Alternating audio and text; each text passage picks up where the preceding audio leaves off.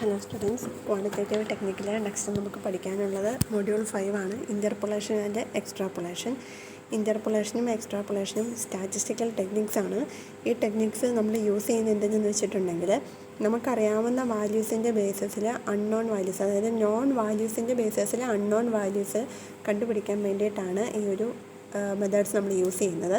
അതിൻ്റെ അകത്ത് ഇൻ്റർപൊളേഷനെ ഡിഫൈൻ ചെയ്തിരിക്കുന്നത് it is an estimation of the most likely value of A dependent variable from the given independent variable. നമുക്ക് തന്നിരിക്കുന്ന ഒരു independent വേരിയബിളിനെ ബേസ് ചെയ്തുകൊണ്ട് അതിനെ ഡിപ്പെൻഡ് ചെയ്യുന്ന ഒരു വേരിയബിൾ കണ്ടുപിടിക്കാൻ, അതിൻ്റെ വാല്യൂ കണ്ടുപിടിക്കാൻ വേണ്ടിയിട്ട് നമ്മൾ യൂസ് ചെയ്യുന്നതാണ് ഇൻ്റർപൊളേഷൻ എന്ന് പറയുന്നത്. അതിൻ്റെ ഒരു എക്സാമ്പിൾ അവിടെ പറഞ്ഞിരിക്കുന്നത്, നമുക്ക് പോപ്പുലേഷൻ എടുക്കുന്നത് 10 ഇയേഴ്സ് കൂടുമ്പോഴാണ്. അപ്പം നമ്മുടെ പോപ്പുലേഷൻ നമുക്ക് 2000, 2005, 2010 അറിയാമെന്നുണ്ടെങ്കിൽ അതിനിടയ്ക്കുള്ള ഏതെങ്കിലും ഒരു ഫിഗർ, ഇപ്പോൾ 2008 നമുക്ക് വേണമെന്നുണ്ടെങ്കിൽ അത് നമുക്ക് എസ്റ്റിമേറ്റ് ചെയ്യാനായിട്ട് ഇൻ്റർപൊളേഷൻ മെത്തേഡ് യൂസ് ചെയ്യാനായിട്ട് പറ്റും. എക്സ്ട്രാപൊളേഷൻ എന്ന് പറഞ്ഞിട്ടുണ്ടെങ്കിൽ it refers to estimating the most probable value for a future പീരിയഡിലെ വാല്യൂ കണ്ടുപിടിക്കാൻ വേണ്ടിയിട്ടാണ് എക്സ്ട്രാപൊളേഷൻ യൂസ് ചെയ്യുന്നത്. അതായത് ഇപ്പം നമുക്ക് 2012 വരെ ഉള്ള ഡേറ്റ നമ്മുടെ കയ്യിലുണ്ടെങ്കിൽ നമുക്ക് 2025, 2030 ഒക്കെ നമുക്ക് കണ്ടുപിടിക്കാനായിട്ട് സാധിക്കുന്നതാണ് എക്സ്ട്രാപൊളേഷൻ എന്ന് പറയുന്നത്. അപ്പോൾ ഈ രണ്ട് മെത്തേഡ്സ്, ഇൻ്റർപൊളേഷനും എക്സ്ട്രാപൊളേഷനും രണ്ടിൻ്റെ അകത്ത് നമ്മൾ യൂസ് ചെയ്യുന്നത് പ്രോബബിൾ ഫിഗർ കണ്ടുപിടിക്കാൻ വേണ്ടിയിട്ടാണ്, നോൺ വാല്യൂവിൻ്റെ ബേസിസിൽ അൺനോൺ വാല്യൂ കണ്ടുപിടിക്കാൻ വേണ്ടിയിട്ടാണ്. പക്ഷേ ഇൻ്റർപൊളേഷനിലാണെന്നുണ്ടെങ്കിൽ പാസ്റ്റ് ഫിഗറും എക്സ്ട്രാപൊളേഷനിലാണെന്നുണ്ടെങ്കിൽ ഫ്യൂച്ചർ ഫിഗർ അല്ലെങ്കിൽ പ്രോബബിൾ ഫിഗറുമാണ് നമ്മൾ കണ്ടുപിടിക്കുന്നത് എന്നുള്ളതാണ് ഡിഫറൻസ് എന്ന് പറയുന്നത്. അതിൻ്റെ ഡെഫിനേഷൻ നോക്കാം. Interpolation consisting reading the values which lies between two extreme point. രണ്ട് പോയിൻറ്റുകൾക്കിടയിലുള്ള വാല്യൂ നമ്മൾ വായിച്ചെടുക്കുന്നതാണ് ഇൻ്റർപൊളേഷൻ എന്ന് പറയുന്നത്. Extrapolation means reading a value that lies outside two extreme point. രണ്ട് എക്സ്ട്രീം പോയിൻറ്റുകൾക്ക് പുറത്തുള്ള വാല്യൂ നമ്മൾ റീഡ് ചെയ്തെടുക്കുന്നതാണ് എക്സ്ട്രാപൊളേഷൻ എന്ന് പറയുന്നത്. അതിൻ്റെ രണ്ട് ഡെഫിനേഷൻ അവിടെ സെപ്പറേറ്റ് ആയിട്ട് കാണിച്ചിട്ടുണ്ട്. മീനിങ് സെയിം തന്നെയാണ്. നെക്സ്റ്റ് അതിൻ്റെ സിഗ്നിഫിക്കൻസും യൂട്ടിലിറ്റീസും നോക്കുക. ഇതെല്ലാം എന്നുണ്ടെങ്കിൽ ഇമ്പോർട്ടൻസ്. ഇൻ്റർപൊളേഷൻ നമ്മൾ യൂസ് ചെയ്യുന്നത് മീഡിയന്, ക്വാർട്ടൈല്, ഡിസൈല്, പെർസെൻറ്റൈല്, മോഡ്, ഇതിൻ്റെയൊക്കെ കണ്ടിന്യൂസ് സീരീസിലുള്ള വാല്യൂസ് നമുക്ക് ലൊക്കേറ്റ് ചെയ്യാൻ വേണ്ടിയിട്ട് ഇൻ്റർപൊളേഷൻ യൂസ് ചെയ്യാനായിട്ട് പറ്റും. ഇൻ്റർപൊളേഷൻ പിന്നെ നമുക്ക് യൂസ് ചെയ്യാനായിട്ട് പറ്റുന്ന സ്റ്റാറ്റിസ്റ്റിക്കൽ ഡേറ്റയിലുണ്ടായിരിക്കുന്ന ഗ്യാപ്പ് ഫില്ല് ചെയ്യാൻ വേണ്ടി, അതായത് നമുക്ക് ഇടയ്ക്കുള്ള ഏതെങ്കിലും ഒരു വർഷത്തെ ഡേറ്റ ലോസ്റ്റ് ആവുമോ അല്ലെങ്കിൽ ഡെസ്ട്രോയിഡ് ആവുകയൊക്കെ ചെയ്തിട്ടുണ്ടെങ്കിൽ അത് നമുക്ക് ഫില്ല് ചെയ്തെടുക്കാൻ വേണ്ടിയിട്ട് ഇൻ്റർപൊളേഷൻ മെത്തേഡ് നമുക്ക് യൂസ് ചെയ്യാനായിട്ട് പറ്റും.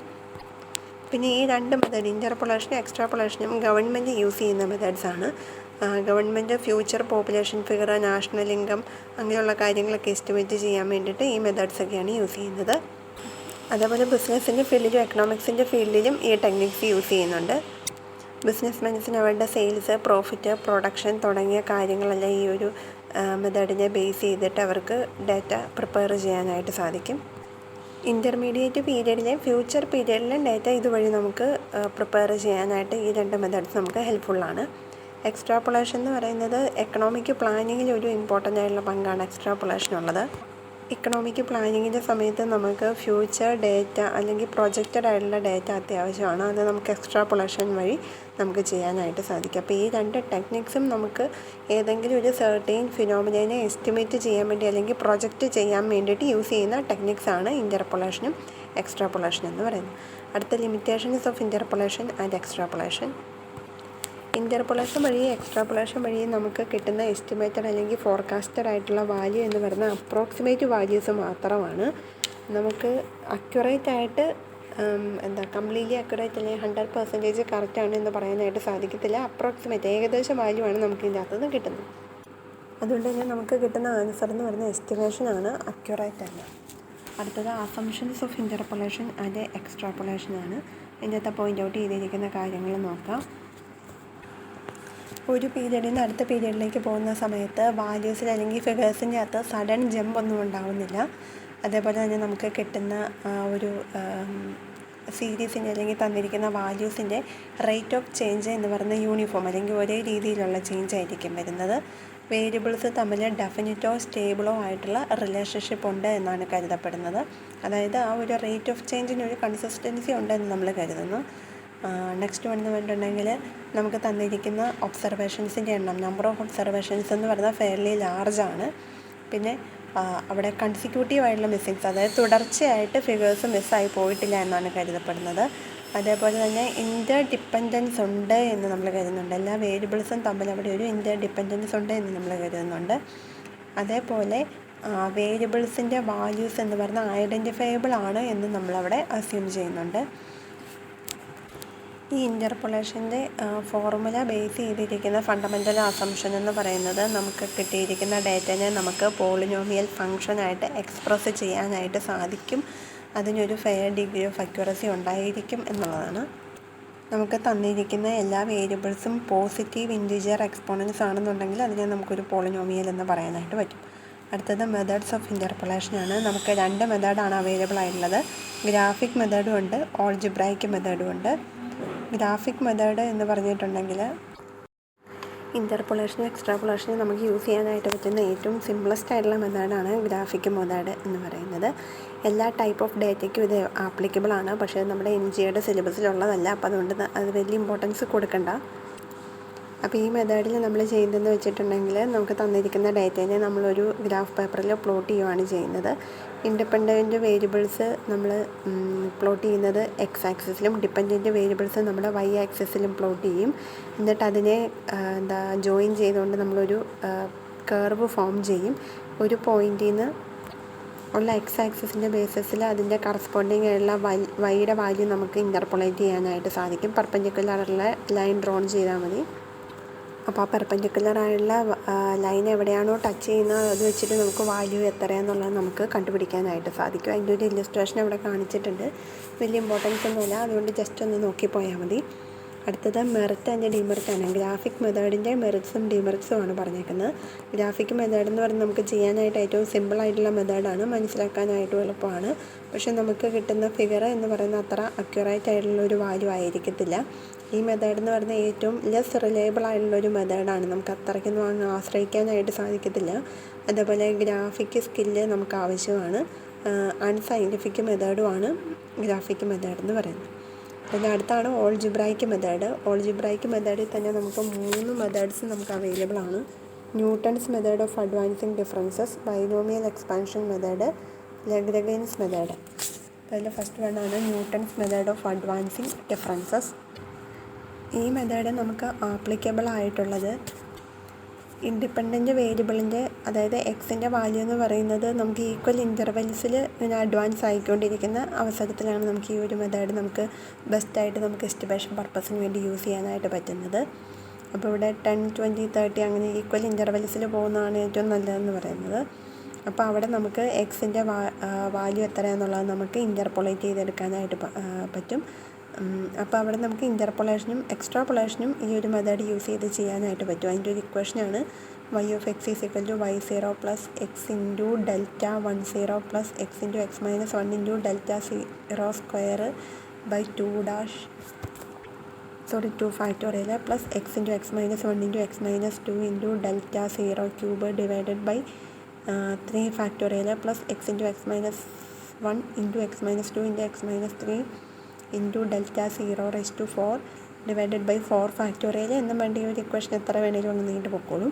അതിനകത്ത് എക്സ് എന്ന് പറയുന്ന unit of interpolation minus unit of origin divided by distance between adjoining values of X ആണ്. ഡെൽറ്റ എന്ന് പറഞ്ഞിട്ടുണ്ടെങ്കിൽ അത് ഇൻഡിക്കേറ്റ് ചെയ്യുന്ന അസിമെട്രിക് ഡിഫറൻസിനെയാണ്. അതിനകത്ത് നിങ്ങൾക്ക് 2 factorial 3 factorial അങ്ങനെ കാണാനായിട്ട് പറ്റും. 2 factorial എന്ന് പറഞ്ഞിട്ടുണ്ടെങ്കിൽ അത് 2 × 1 ആണ്. 3 factorial എന്ന് പറഞ്ഞാൽ 3 × 2 × 1. 4 factorial എന്ന് പറഞ്ഞാൽ 4 × 3 × 2 × 1 അങ്ങനെയാണ് പോകുന്നത്. അതായത് ഏത് ഫാക്ടോറിയലാണോ നമുക്ക് തന്നിരിക്കുന്നത് അത് തൊട്ട് താഴേക്കുള്ള ഡിജിറ്റ്സിനെ നമ്മൾ മൾട്ടിപ്ലൈ ചെയ്തെടുക്കുന്നതാണ് അതിൻ്റെ ഫാക്ടോറിയൽ എന്ന് പറയുന്നത്. അതിൻ്റെ ഇക്വേഷൻ കാണുമ്പോൾ ഇത്തിരി വലിപ്പമുള്ളതായിട്ട് തോന്നിയാലും നമുക്ക് മനസ്സിലാക്കി കഴിഞ്ഞാൽ എളുപ്പമുള്ള ഇക്വേഷനാണ്. ജസ്റ്റ് അത് കൂടി പോകുന്നുണ്ടെന്നേ ഉള്ളൂ. ഇക്വേഷൻ്റെ അകത്ത് നമുക്കങ്ങനെ ഒത്തിരി പഠിക്കാനായിട്ടില്ല. ആ ഒരു ഫ്ലോ എന്താണെന്നുള്ളത് അങ്ങ് മനസ്സിലാക്കി വെച്ചാൽ മതി. നമുക്ക് 2 ഇല്ലസ്ട്രേഷൻ നോക്കി കഴിയുമ്പോഴത്തേനും അത് ഫ്ലുവൻ്റ് ആയിക്കോളും. ഇല്ലസ്ട്രേഷൻ നമ്പർ 2 കാണിക്കുന്ന ഇൻ്റർപൊളേഷൻ്റേതാണ്. അപ്പോൾ അതിൻ്റെ അകത്ത് നമ്മുടെ അടുത്ത് പറഞ്ഞിരിക്കുന്ന estimated amount of profit for the year 2008 ആണ് ചോദിച്ചിരിക്കുന്നത്. നമുക്ക് തന്നിരിക്കുന്ന ഡേറ്റ 2000 മുതൽ 2020 വരെയുള്ള ഡേറ്റ തന്നിട്ടുണ്ട്. അപ്പോൾ അതിൻ്റെ ഇടയ്ക്ക് എന്നുള്ള ഫിഗർ ആയതുകൊണ്ടാണ് നമ്മൾ ഇനി ഇൻ്റർപൊളേഷൻ എന്ന് വിളിക്കുന്നത്. അത് കഴിഞ്ഞിട്ടുള്ള ഇപ്പോൾ 2020 കഴിഞ്ഞിട്ടുള്ളത് ചോദിക്കുകയായിരുന്നുണ്ടെങ്കിൽ അത് എക്സ്ട്രാപൊളേഷൻ ആയാണ്. അപ്പോൾ ഇവിടെ 2008 ഡേറ്റയാണ് നമ്മളോട് കാണാനായിട്ട് പറഞ്ഞിരിക്കുന്നത്. അപ്പം നമ്മൾ ഒരു ഫോർവേഡ് ടേബിൾ യൂസ് ചെയ്തിട്ടാണ് ഈ മെത്തേഡ് നമ്മൾ അപ്ലൈ ചെയ്യുന്നത്. ഫസ്റ്റ് ആ ടേബിൾ പ്രിപ്പയർ ചെയ്തതിന് ശേഷം വേണം നമ്മൾ ഇക്വേഷൻ്റെ അകത്തേക്ക് അപ്ലൈ ചെയ്ത് കൊടുക്കാനായിട്ട്. Illustration number 2 forward difference table നോക്കുക. അപ്പോൾ അതിനകത്ത് നമുക്ക് തന്നിരിക്കുന്ന ഇയറിനെ എക്സ് വേരിയബിളായിട്ടും പ്രോഫിറ്റിനെ വൈ വേരിയബിളായിട്ടും നമ്മൾ എടുക്കുവാണ്. അപ്പോൾ ഫസ്റ്റ് അത് രണ്ടും എടുത്തെഴുതി, എക്സ് വേരിയബിളും വൈ വേരിയബിളും എടുത്തെഴുതി. എന്നിട്ട് അതിൻ്റെ ആദ്യം മുതൽ നമ്മൾ x0, x1, x2, x3, x4 എന്നും y0, y1, y2, y3, y4 എന്നും അതിന് നമ്മൾ പേര് കൊടുത്തു. അത് കഴിഞ്ഞിട്ട് നമ്മൾ Δ1 കാണുവാണ്. Δ1 എന്ന് പറയുന്നത് ഈ വൈ വേരിയബിൾസ് തമ്മിലുള്ള ഡിഫറൻസാണ്. ഇപ്പം നമ്മുടെ വൈ വേരിയബിൾ കിടക്കുന്നത് 20, 22, 27, 36, 45 അങ്ങനെയല്ലേ കിടക്കുന്നത്. അപ്പോൾ അതിൻ്റെ ഡിഫറൻസാണ് നമ്മൾ Δ1 കാണിക്കുന്നത്. 22 - 20 ആണ് 2 എന്ന് പറയുന്നത്. 27 - 22 ആണ് 5, 36 - 27 ആണ് 9, 45 - 36 ആണ് 9 എന്ന് പറയുന്നത്. അതായത് നമുക്ക് തന്നിരിക്കുന്ന വൈ വേരിയബിൾസ് തമ്മിലുള്ള ഡിഫറൻസ്, അതായത് എല്ലാ വൈ വേരിയബിളിനകത്തുനിന്നും തൊട്ട് മുൻപുള്ളത് കുറച്ച് എഴുതിയിരിക്കുന്നതാണ്. അപ്പം നമ്മൾ 22 മുതൽ ചെയ്യുന്നത് കൊണ്ടാണ് നമ്മൾ അതിൻ്റെ നേരെ എഴുതിയിരിക്കുന്നത്. y1 നേരെയാണ് Δ10 എഴുതിയിരിക്കുന്നത്. അപ്പം നമുക്ക് ഡിഫറൻസ് കിട്ടിയത് 2599 കിട്ടി. അതിന് നമ്മൾ Δ01, Δ11, Δ21, Δ31 അങ്ങനെ നമ്മൾ പേര് കൊടുത്തു. ഇനി അടുത്ത Δ2 ആണ് നമുക്ക് കാണാനായിട്ടുള്ളത്. അപ്പോൾ അവിടെ Δ2 അകത്ത് നമ്മൾ ഇതേപോലെ ഡിഫറൻസ്, അതായത് ഇപ്പം നമുക്ക് Δ1 എന്ന് വേണ്ടിയുള്ള കോളം കിട്ടിയല്ലോ, അതിൻ്റെ ഡിഫറൻസാണ് Δ2 എന്ന് പറയുന്ന കോളത്തിൽ കാണിച്ചിരിക്കുന്നത്. 5 - 2, 9 - 5, 9 - 5 അതാണ് അവിടെ 3, 4, 0 എന്ന് നമുക്ക് കിട്ടിയിരിക്കുന്നത്. അടുത്തത് Δ3 എന്ന് പറയുമ്പോൾ Δ2 കോളത്തിലെ സാധനങ്ങൾ തമ്മിലുള്ള ഡിഫറൻസാണ് 4 - 3, 0 - 4. അപ്പോൾ അത് ചെയ്തപ്പം 1ഉം -4ഉം കിട്ടി. അതിനെ നമ്മൾ Δ03 എന്നും Δ13 എന്നും വിളിച്ചു. ദെൻ നമുക്ക് Δ4 ആണ്. Δ4 എന്ന് പറയുമ്പോൾ -4, -1 ആണ്. -4, -1 എന്ന് പറയുമ്പോൾ രണ്ടും നെഗറ്റീവ് സൈൻ ആയതുകൊണ്ട് അത് -5 ആയിട്ട് വരും. അപ്പോൾ Δ04 നമുക്ക് കിട്ടും. അപ്പോൾ ഇങ്ങനെയാണ് ആ ഒരു ടേബിൾ എന്ന് പറയുന്നത്. അപ്പോൾ നമ്മൾ ഫോർവേഡ് ഡിഫറൻസ് ടേബിൾ പ്രിപ്പയർ ചെയ്ത് കഴിഞ്ഞു.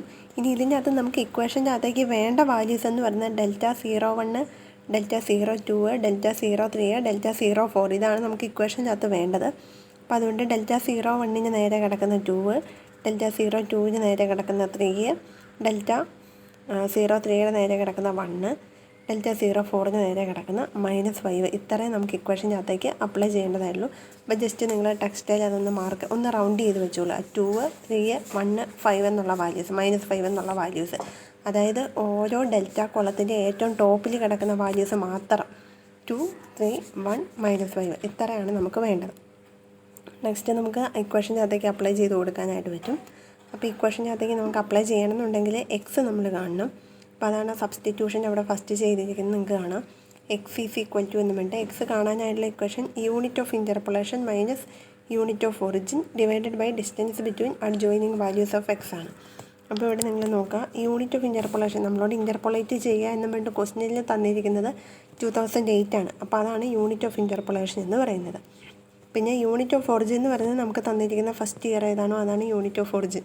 2000 തൊട്ടാണ് നമുക്ക് ഡേറ്റ വന്നേക്കുന്നത്. അപ്പോൾ യൂണിറ്റ് ഓഫ് ഒറിജിൻ എന്ന് പറയുന്നത് 2000 ആണ്. അപ്പോൾ 2008 - 2000 ഡിവൈഡഡ് ബൈ എക്സ് യൂണിറ്റുകൾ തമ്മിലുള്ള ഡിഫറൻസ് അല്ലെങ്കിൽ ഡിസ്റ്റൻസ് എന്ന് പറയുന്നത് 2000, 2005, 2010 അങ്ങനെ പോകുന്നതുകൊണ്ട് 5 വർഷത്തെ ഡിഫറൻസ് വെച്ചിട്ടാണ് വരുന്നത്. അപ്പോൾ 2008 - 2000 ഡിവൈഡഡ് ബൈ 5 ചെയ്ത് കഴിയുമ്പം 8/5 1.6 കിട്ടും. അതാണ് നമ്മുടെ എക്സിൻ്റെ വാല്യൂ എന്ന് പറയുന്നത്. ഇനി നമുക്ക് ഇൻ്റർപോളേഷൻ ഇക്വേഷനകത്തേക്ക് അപ്ലൈ ചെയ്ത് കൊടുക്കാം. പേജ് നമ്പർ 285 കിടക്കുന്നത് നോക്കുക. നമ്മുടെ ഇക്വേഷൻ എന്ന് പറയുമ്പം y0 എന്ന് പറഞ്ഞിട്ടാണ് തുടങ്ങിയിരിക്കുന്നത്. അപ്പോൾ ഇവിടെ y0 എന്ന് പറയുന്നത് ആദ്യത്തെ വർഷത്തെ പ്രോഫിറ്റ് അല്ലേ, അവിടെ കിടക്കുന്ന നിങ്ങൾ കണ്ടില്ലേ ടെക്സ്റ്റിൽ. അപ്പോൾ അത് 20 ആണ്. 20 + x × Δ01. എക്സ് എന്ന് പറയുന്നത് ഇപ്പം നമ്മൾ കണ്ടുപിടിച്ച 1.6, Δ01 നമ്മുടെ ടേബിളിൽ കിടക്കുന്ന 2 ആണ്. അത് plus x × x - 1 × Δ02 divided by 2 factorial. X എന്ന് പറയുമ്പോൾ 1.6, അതായത് 1.6 × 1.6 - 1 × Δ02 എന്ന് പറയുന്നത് 3 ആണ്. അതിൻ്റെ വാല്യൂ ഇട്ട് കൊടുത്തു. Divided by 2 ഫാക്ടോറിയലാണ്. 2 ഫാക്ടോറിയൽ നമ്മൾ നേരത്തെ പറഞ്ഞത് 2 ഫാക്ടോറിയൽ എന്ന് പറഞ്ഞാൽ 2 × 1 ആണ്. 3 ഫാക്ടോറിയൽ എന്ന് പറഞ്ഞിട്ടുണ്ടെങ്കിൽ 3 × 2 × 1 ആണ്. 4 ഫാക്ടോറിയൽ എന്ന് പറഞ്ഞാൽ 4 × 3 × 2 × 1 ആണ്. അപ്പം നമ്മൾ നേരെ ഇക്വേഷനകത്തേക്ക് ഇട്ട് കൊടുത്തു. ഈ ഇക്വേഷൻ പഠിച്ചിട്ടുണ്ടെങ്കിൽ ബാക്കി ചെയ്യാമെന്ന് പറയുന്നത് എളുപ്പമാണ്. ദെൻ ഇക്വേഷൻ സോൾവ് ചെയ്തെടുത്തിരിക്കുവാണ്. ഫസ്റ്റ് ഡിവിഷൻ എല്ലാം ചെയ്യണം, അത് കഴിഞ്ഞിട്ട് അഡീഷൻ ചെയ്യാനായിട്ട് പാടുള്ളൂ. അപ്പോൾ അത് ചെയ്ത് കഴിഞ്ഞപ്പോഴത്തേനും ആൻസർ 24.464 നമുക്ക് കിട്ടും. അതാണ് 2008 പ്രോഫിറ്റ് എന്ന് പറയുന്നത്. അപ്രോക്സിമേറ്റ് വാല്യൂ ആണ് 2008 പ്രോഫിറ്റ്. അപ്പോൾ അതാണ് 2008 ഇൻ്റർപൊളേറ്റഡ് വാല്യൂ എന്ന് പറയുന്നത്. അപ്പോൾ നിങ്ങളെപ്പോഴും ഓർത്തുള്ളൂ, ഇൻ്റർപൊളേഷൻ എന്ന് പറഞ്ഞാൽ ഇടയ്ക്കുള്ള വാല്യൂ ആണ്. എക്സ്ട്രാപൊളേഷൻ എന്ന് പറഞ്ഞിട്ടുണ്ടെങ്കിൽ നമുക്ക് തന്നിരിക്കുന്ന റേഞ്ച് കഴിഞ്ഞിട്ടുള്ള വാല്യൂ കണ്ടുപിടിക്കാൻ പറയുന്നതാണ്. നെക്സ്റ്റ് നമുക്ക് എക്സ്ട്രാപൊളേഷൻ ഒരു ക്വസ്റ്റ്യനാണ് കിടക്കുന്നത്, അതുകൊണ്ട് നമുക്കൊന്ന് നോക്കി പോകാം. Extrapolate the population for the year 2023 by Newton's method. 2023 value ആണ് കണ്ടുപിടിക്കാൻ പറഞ്ഞിരിക്കുന്നത്. നമുക്ക് തന്നിരിക്കുന്ന വാല്യൂ 1987 മുതൽ 2017 വരെയാണ്. അത് കഴിഞ്ഞിട്ടുള്ളതാണ് കണ്ടുപിടിക്കാൻ പറഞ്ഞേക്കുന്നത്. അതുകൊണ്ടാണ് അത് എക്സ്ട്രാപൊളേഷനായിട്ട് മാറിയത്. ഇടയ്ക്കുള്ളതായിരുന്നെങ്കിൽ ഇൻ്റർപൊളേഷൻ ആയേനെ. പക്ഷേ ചെയ്യുന്ന മെത്തേഡ് സെയിം തന്നെയാണ്. ഇല്ലസ്ട്രേഷൻ നമ്പർ 2 നമ്മൾ ചെയ്ത പോലെ തന്നെ first forward difference table prepare ചെയ്യണം. അപ്പോൾ അതിന് വേണ്ടിയിട്ട് ഇയറും പോപ്പുലേഷനും എടുത്ത് എഴുതി. വൈ വേരിയബിൾ തമ്മിലുള്ള ഡിഫറൻസ് ആകുമ്പോൾ Δ1 ആയിട്ട് 27 - 2 34 - 27 42 - 34 ചെയ്തിട്ട് Δ1 ടേബിൾ എഴുതി 5 7 8 എന്ന് കിട്ടി. Δ2 ചെയ്തപ്പം 7 - 5 8 - 7 ചെയ്ത് 2 1 കിട്ടി. അതിൻ്റെ അടുത്തത് 1 - 2 ചെയ്തപ്പോൾ -1 കിട്ടി. അപ്പോൾ ഇവിടെ 3 Δ3 വരെ വരുന്നുള്ളൂ. അപ്പോൾ ഇക്വേഷൻ അത്ര എഴുതിയാൽ മതി. അപ്പോൾ ഇവിടെ Δ3 വരെയുള്ള എഴുതി കഴിഞ്ഞിട്ട് അതിൻ്റെ അകത്ത് ടോപ്പിലെ വാല്യൂസ് മാത്രം. Δ1 അവിടെ 5, Δ2 അവിടെ 2, Δ3 അവിടെ -1. ഇത്രയാണ് നമുക്ക് ഇക്വേഷനകത്തേക്ക് വേണ്ടത്. ദെൻ എക്സ് നമുക്ക് കാണാം. എക്സ് എന്ന് പറയുന്നത് നമ്മളോട് എക്സ്ട്രാപൊളേറ്റ് ചെയ്യാൻ പറഞ്ഞിരിക്കുന്നത് 2023 ആണ്. തന്നിരിക്കുന്ന ബേസ് ഇയർ 1987 ആണ്. അപ്പോൾ 2023 - 1987 ഡിവൈഡഡ് ബൈ 10 ചെയ്ത് ഇയർ തമ്മിലുള്ള ഡിഫറൻസ് എന്ന് പറയുന്നത് 10 ആണ്. 1987 മുതൽ 97, 2007 മുതൽ 2017 അങ്ങനെ തന്നിരിക്കുന്നതുകൊണ്ട് 10 ആണ് ഡിഫറൻസ്. അപ്പോൾ ഡിവൈഡഡ് ബൈ 10 ചെയ്തപ്പോൾ 3.6 കിട്ടി. അപ്പോൾ എക്സിൻ്റെ വാല്യൂ കിട്ടി. അപ്പോൾ എക്സിൻ്റെ വാല്യൂസും കിട്ടി, ഡെൽറ്റയുടെ വാല്യൂസും നമ്മൾ കണ്ടുപിടിച്ച് കഴിഞ്ഞു. ഇനി നേരെ ഇക്വേഷനകത്തേക്ക് അപ്ലൈ ചെയ്ത് കൊടുക്കാം. ഇക്വേഷനകത്തേക്ക് ഇത് അപ്ലൈ ചെയ്ത് കൊടുത്തു കഴിഞ്ഞപ്പോഴത്തേനും നമുക്ക് കിട്ടിയിരിക്കുന്ന ആൻസർ എന്ന് പറയുന്നത് 46.864 ആണ്. അപ്പോൾ അതിൻ്റെ പോപ്പുലേഷൻ എന്ന് പറയുന്നത് 46.864 ആണ് എക്സ്ട്രാപൊളേറ്റഡ് വാല്യൂ എന്ന് പറയുന്നത്. അപ്പോൾ ഈ ഒരു ഇക്വേഷൻ പഠിച്ചു കഴിഞ്ഞിട്ടുണ്ടെങ്കിൽ ഇൻ്റർപൊളേഷനും എക്സ്ട്രാപൊളേഷനും വളരെ സിമ്പിളായിട്ടുള്ളതാണ്. അപ്പോൾ ഈ 2 പ്രോബ്ലം നന്നായിട്ടൊന്ന് വായിച്ച് നോക്കാം. മനസ്സിലായില്ല എന്നുണ്ടെങ്കിൽ ചോദിക്കുക. അതിൻ്റെ കറസ്പോണ്ടിങ് ആയിട്ടുള്ള പ്രോബ്ലം ചെയ്തിട്ട് അതിൻ്റെ ഫോട്ടോ എടുത്ത് എനിക്ക് അയക്കണം. Okay, thank you.